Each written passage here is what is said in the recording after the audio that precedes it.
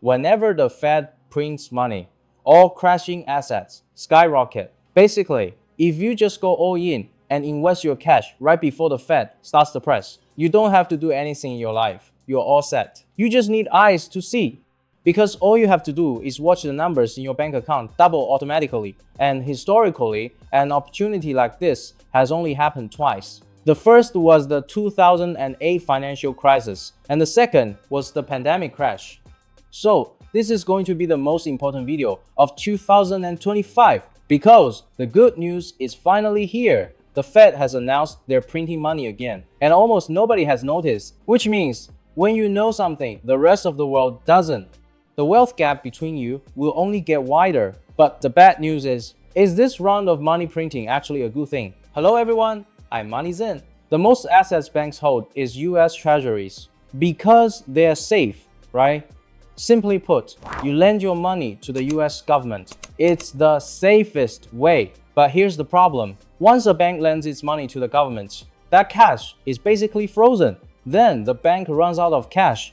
And without cash, they can't lend to businesses or regular people. When people and businesses can't get loans, they go bankrupt. Even the bank itself will collapse. And then the economy crashes. So the Fed's QE is not just printing money and hand out free cash for banks to spend. I mean, otherwise, how would that be any different from a bribe? How would a bank explain suddenly having all that extra cash? Everything has to be a legitimate transaction. So what's the issue now? The banks are broke because they're sitting on all these treasuries. So the Fed says, sell those treasuries to me and you have money, right? In other words, after the Fed prints money, they would use that money to swap for the bank's US Treasuries. This way, the Treasuries move to the Fed's hands and the fresh printed money moves into the bank's hands. Now, the banks finally have money to lend to businesses and the public again. To put it bluntly, QE is just the Fed printing money to buy up the bank's treasuries.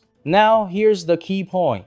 The Fed just said they'll print $40 billion a month to buy T-bills. On top of that, they're taking $15 billion they lent to the institution and putting that into treasuries too. That's a total of $55 billion in treasuries every month. Isn't that a QE? But why does nobody seem to know the Fed is doing this? Because the Fed changed the name. In the past, when they bought T-bonds, they called it QE. Now that they're buying T-bills, so they gave it a new name, RMP. But essentially, aren't they still just buying treasuries? Isn't the money still going to the banks? But just because the name is different, the level of attention is different. Countless people have no idea the Fed is expanding its balance sheet because of this new name. Such a big deal, yet nobody's talking about it. That doesn't make sense. The Fed is usually very loud when they announce rate cuts or QE. Why? Because they are telling the world they're playing the angel, stepping in to stimulate the economy. It's like saying, the Fed is backstopping everything. So, what are you afraid of? Everyone can go out and borrow to invest now. So, economic stimulus is always done loudly to restore public confidence. So, why is the Fed being so low-key and even changing the name this time? It's simple, because this time the QE isn't about stimulating the economy at all. Listen up! During the 2019 pandemic crash, the stock market was hitting circuit breakers. It was falling so fast, the government literally had to step in and stop people from selling. Back then, the Fed was printing $60 billion a month to buy treasuries. And now, they're printing $55 billion a month. What exactly is happening? And why are they buying T-bills instead of T-bonds this time? You'll notice that in 2008, when the Fed engaged in QE, which is period the red line going up, the Fed always slashed interest rates. The blue line down to 0%. The same thing happened in 2020. As the QE red line went up, the interest rate, which is the blue line, dropped to 0%. This means the Fed prints money first and swap it for the bank's treasuries. Once the banks have that cash, they lend it to capitalists and the government at near 0% interest. That way, capitalists and government can borrow massive amounts of money for free. And they use that money to bottom fish the assets at rock bottom prices during the crisis. So every time, they always cut rates to 0% before they start QE. But what about now? The Fed has cut rates indeed, 5 times in fact. but rates aren't at 0%. They're still at 3.75%. What does that mean? In the US, the only difference between the interest rate is 0 and high. Like, you don't have to pay interest for borrowing in the US. And now it's 3.75%. Your borrowing costs have more than tripled. Isn't that clearly high interest? Which means the Fed could have chosen to cut rates to 0% and then engage in QE to buy treasuries. So why are they so desperate to print money right now while still stuck with these 3.75% rates? Are they just stalling a crisis? Or has the crisis already started and most people just haven't noticed yet? If you don't want to be a victim this time and even wants to climb to a higher class, then you could subscribe to my channel because I'm gonna be giving you more information like this. And if you're worried, you'll forget everything after hearing it and you don't want to waste your time, you can like this video and it will be automatically saved in your playlist so you can come back and follow it anytime. First, the Fed is currently buying T-bills. What does that actually mean? Imagine I'm the bank. If I lend money to the US government for 10 or 20 years, my cash is frozen for that 10 or 20 years. Traditionally, when banks are short on cash, the Fed buys those T-bonds to help the banks unfreeze money they weren't supposed to touch for decades. But today, the Fed is helping the bank to unfreeze T-bills, which is the money that is 6 months or 1 year. This money will automatically unfrozen in just 6 months to a year anyway. So the government can repay the money to the bank. So T-bills was called cash assets because it can be unfrozen at any time. It's pretty much no different from cash. So here comes the problem. If this T-bills was going to turn back into cash so soon anyway, why is the Fed in such a rush to print money and unfreeze it right now? There are two reasons. First, banks are literally running out of money. They genuinely have no money to spend, so they have to sell the short-term assets. Like, if you have no money to spend, you're about to go bankrupt and need cash to turn over. The very first thing you need to sell is definitely your car. Watch, then it's your house and company in the end, because you just need to handle the emergency turnover. You don't have to sell your entire livelihood. And the second, the more important reason, your house is losing money. So even if you're desperate for cash, unless it's the absolute last resort, you can't sell. Because if you sell now, you're officially cutting your losses. The wealth you spend a lifetime building will simply vanish into thin air. And it's the exact same for the banks. Look at the T-bonds ETF.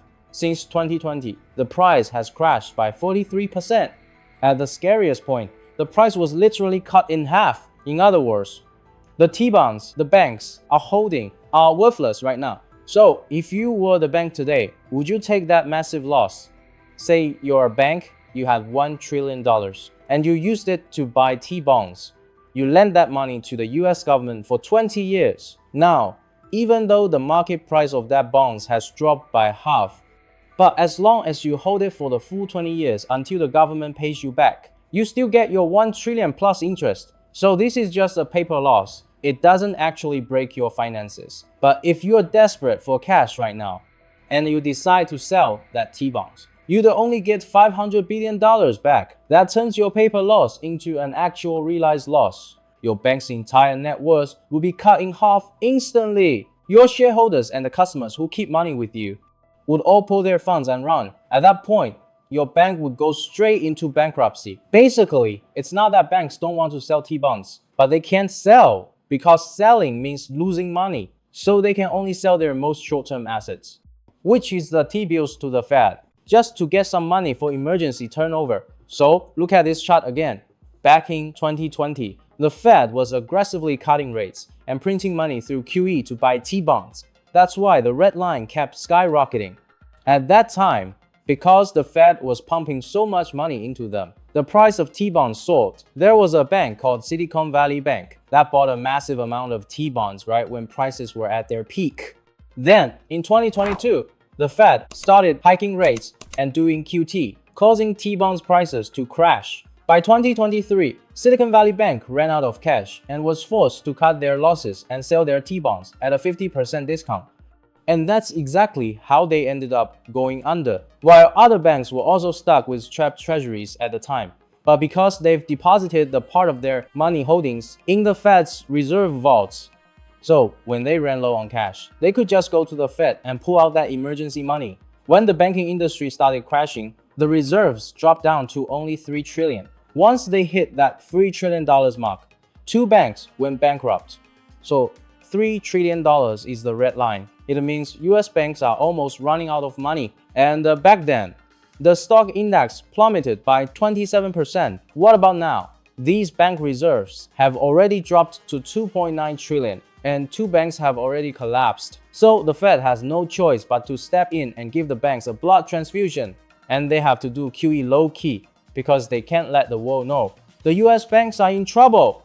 So here's the question. Why doesn't the Fed just cut rates to 0% before they start QE? Every time rates hit 0%, the price of Treasuries goes up. So why not go to 0% this time? Wouldn't that let the banks untrap their T-bonds and sell it to the Fed? Folks, since last year, the Fed has cut rates 5 times, down to 3.75%, right? But did the interest rates on T-bonds actually come down? You'll notice that if you lend money to the US government for 20 years today, you still get a high interest rate of 4.78%. In other words, after the Fed cut rates, T-bonds interest rates didn't fall, they actually went up. Why? Because nobody is buying them, so the government has to offer even higher interest to bribe people into buying. This means the Fed's rate cuts aren't even affecting T-bonds yield or prices anymore. The problem with T-bonds is that there are no buyers. If you drop rates even further, the return I get for lending you money is even lower, so even fewer people will buy. There is only one situation where people will start buying T-bonds again. One situation where the Fed can cut rates to 0% and print money to buy T-bonds. And that is a repeat of the 2008 or 2020 financial crisis and market crash. When the stock market and real estate market both collapsed, the only safe asset left is T-bonds. Because the interest is high and the risk of the US government not paying you back is the lowest in the world. So now, they might need to trigger another financial crisis just to chase money out of risky assets and back into safe treasuries. Only then can the Fed drop rates to 0% and start QE again. And you'll notice, it seems like the US is actually pricking the AI bubble in the stock market. How did the AI hype start? It was the arrival of ChatGPT. It made the whole world believe that AI would completely replace humans in just a few years. So any stock that had even a tiny partnership with them skyrocketed several times over. Back in 2023 and 2024, we threw most of our capital into the US stock market until late last year when we moved our stock market profits into gold and silver. And then this April, we saw the biggest market crash in 20 years. And now, all of Wall Street is questioning ChatGPT. They've burned so much money on investment, but aren't seeing returns. So, the stocks tied to this hype are falling just as fast as they rose. For example, Nvidia, which I mentioned before, has already plummeted 20%. Oracle has crashed by 48%. Meta dropped as much as 26%. As for silver, ever since we bought in, it's been mostly up with minor pullbacks. We only took some profits once, but we bought back in almost immediately. Even without using any leverage, we've nearly doubled our money. Gold has also given us about a 50% profit this year. I have the videos to prove all this. It's not something I can fake, but I'm not saying this just for showing off. I just want to tell you that investing is about choosing the easy path, not the hard one. You see, back in 2023 and 2024, when we invested in US stocks, it was a massive bull market. So after we bought in, we almost never had to deal with stop losses or taking early profits. I just kept holding on without even having to think about it. It just made me money automatically. And it's the same story with gold and silver this year, in 2025.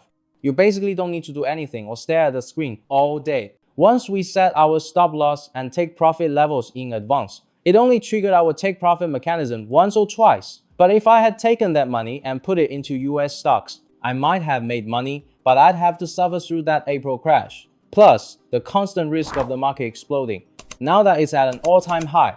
So, with the same amount of capital, why would I invest in US stocks, which are harder to profit from right now? Instead of investing in gold and silver, where I don't even have to look at the charts. So, does picking the right market, asset, and timing matter? It directly determines your probability of winning and how easy the whole process is.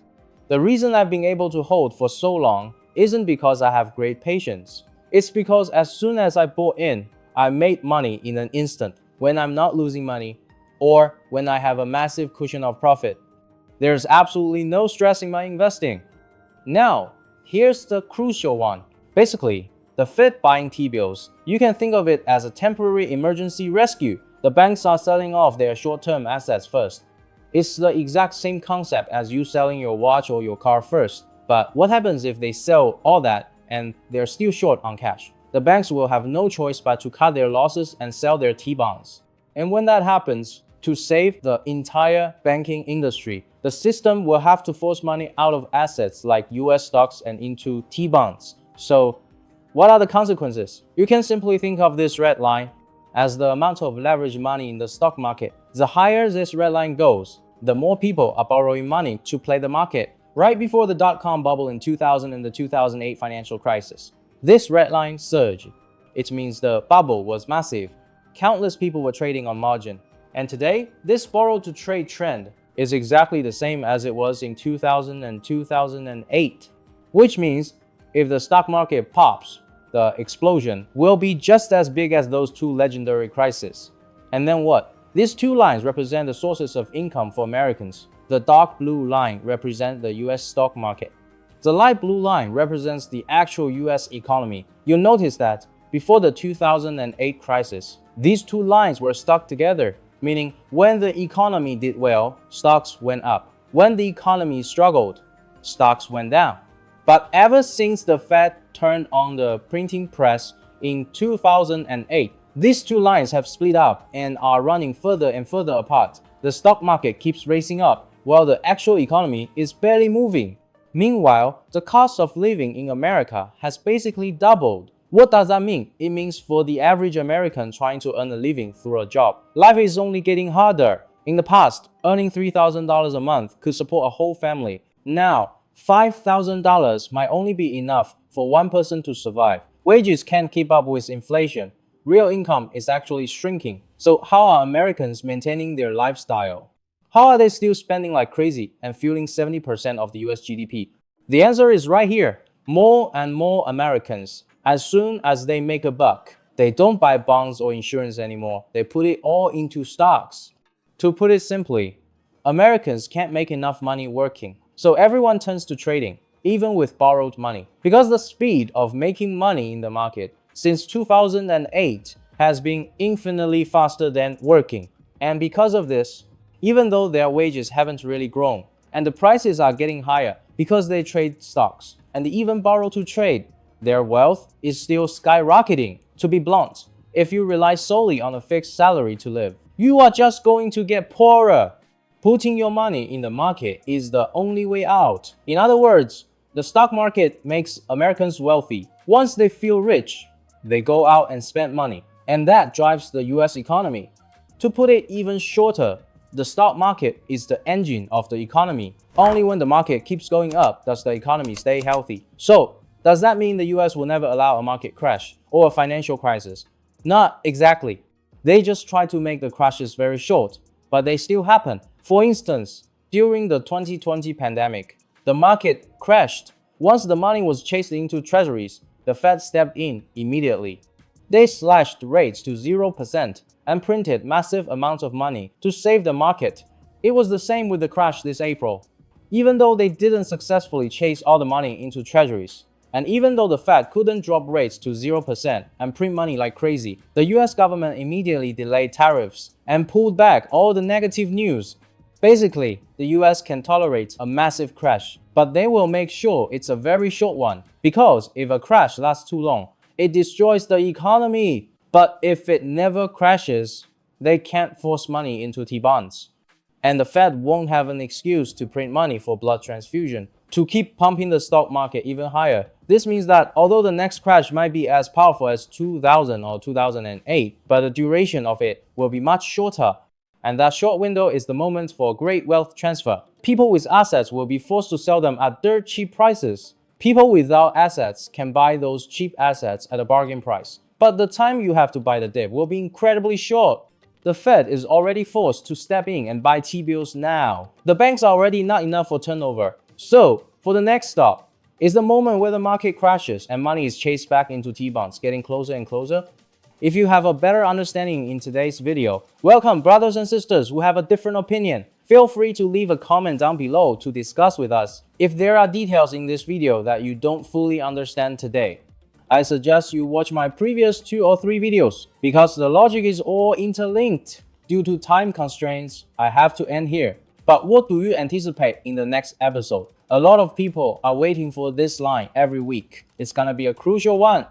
Alright, I'll continue sharing tips on how to become wealthy, how to be an entrepreneur, an investor, and achieving financial freedom every Sunday at 8:30. If you don't want to miss out, make sure to subscribe to my channel and click the little bell. And generously share this video. I sincerely wish all of you who like this video will reach financial freedom soon. As long as you can find 1 or 2 useful sentences in today's content that can help you live a better life, I'll be completely satisfied. Alright, I'll see you next week. Bye!